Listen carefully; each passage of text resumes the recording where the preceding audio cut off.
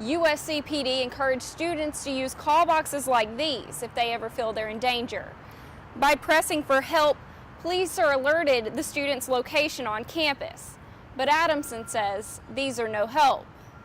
Now, police say if you're going to use sites like Craigslist, be sure to meet the person in a public place, somewhere like a grocery store parking lot or a police station, but be sure it's somewhere with security cameras. This is really beneficial in places like the Carolina Coliseum, the building where Laguerre was trapped. Here you have no cell service, but you do have Wi-Fi. Facebook will send a notification to your phone asking, "Are you okay?" Then you reply with yes or no, and it immediately alerts your friends and family. Right now, a bill is being presented to legislators that, if passed, will allow pharmacists that right to prescriber status. And that's appealing to many patients, especially here on campus, where on game days, Bulldog Stadium draws thousands to support the team and the community. Everybody that helps, we're fairy godmothers. That's how USC student Asia Crooms describes herself, and it's a very good description. She and her fellow student Hillary Jones have collected over 300 prom dresses for girls living on a budget. All the sequins. They're collecting them for an event called Cinderella Project, where young girls can come, pick out a dress, and take it home for free. That's going to make someone very happy if they're looking for that. And that's what Hillary says she's looking forward to the most. Seeing the look on just one girl's face, just when she finds that perfect dress. But it's not just dresses. The girls have also collected shoes and accessories to help make outfits complete. These look like they've never been worn. The big event takes place tomorrow, and the South Carolina Bar says they're excited to sponsor it. If you remember your prom for, the rest of your life, and so just to be able to be a part of making that memory is really heartwarming. A total of 800 dresses have been collected with the hopes that each girl can find that special one that makes her feel like Cinderella. Princess. This is the princess dress. That is true. Right? Taylor Herlong, Carolina News. A ball gown.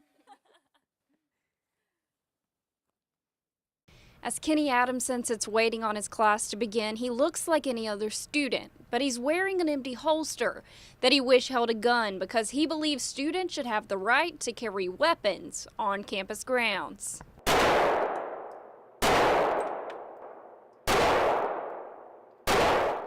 Guns are a big part of Adamson's life, and shooting is a hobby that he takes very seriously. Put probably a couple thousand rounds through my carry weapon every year. Adamson says he carries his concealed weapon every day. So much so, it's become a part of his daily wardrobe. Just become, part of me. Every time I get dressed in the morning, I get on, put my clothes on, and put my gun on. But guns aren't allowed on campus. So after finding a place to park, Adamson has to lock his gun away when he gets to school. University of South Carolina senior Brooke English says that's where the gun should stay. I think that guns in the classroom is a terrible idea. This is an issue that's very important to Brooke because she is a victim of gun violence. At a party her freshman year, a fellow student pulled a gun on her. Being that close to a gun, it was just a very traumatic experience for me, and I hope that I never have to be put in that situation ever again.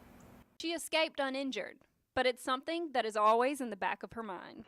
USC PD encouraged students to use call boxes like these if they ever feel they're in danger. By pressing for help, police are alerted the student's location on campus. But Adamson says these are no help. So they serve as nothing more than an expensive nightlight. Adamson uses this Facebook page as a part of the Students for Concealed Carry organization to encourage others to join in his protests. Yet, faculty members like David Weintraub are very skeptical. I think it's a big mistake. It's a can of worms. So I think people who train professionals should have guns, the police, the military, and of course for hunting, that's fine, but I don't see any reason to have students carrying guns on campus. Meanwhile, until some change is made, Kenny continues to fight for the right to defend himself on campus grounds. In Columbia, I'm Taylor Herlong, Carolina News. Riley's pharmacist Kathy Moore has been in the business for over 20 years. She says if doctors would work with her, It would be beneficial for all parties for her to prescribe medications. Say they came to the drugstore on a weekend. They had no refills, and it would be nice to be able to give one more until they could see the doctor, say the next week or so. The argument is doctors study symptoms and diagnose a medical problem, while pharmacists study medicine to treat that diagnosis. Many pharmacists believe they should also be able to prescribe medicine. Right now, a bill is being presented to legislators that, if passed, will allow pharmacists that right to prescriber status. And that's appealing to many patients. Patients like Shelby Wolf, who says she wastes her time and money on follow-up visits for the same medication. It would just be a lot easier if I could just go to the pharmacy and they would already be able to write it there. But many doctors don't agree. Medical student Kyle Beatenbaugh says this wouldn't be what's best for the patient. Pharmacists don't have the same level of training as physicians. And he should know. He was a pharmacy student before deciding to become a doctor. So I think it would benefit, everybody if maybe they did it in a team-based approach and not independent. And that's where Moore agrees. It would have to work out that way. It'd have to be kind of collaborative. For now, the bill asks for more than a collaborative effort, one that would allow pharmacists to independently diagnose and prescribe medication for patients. Taylor Herlong, Carolina News.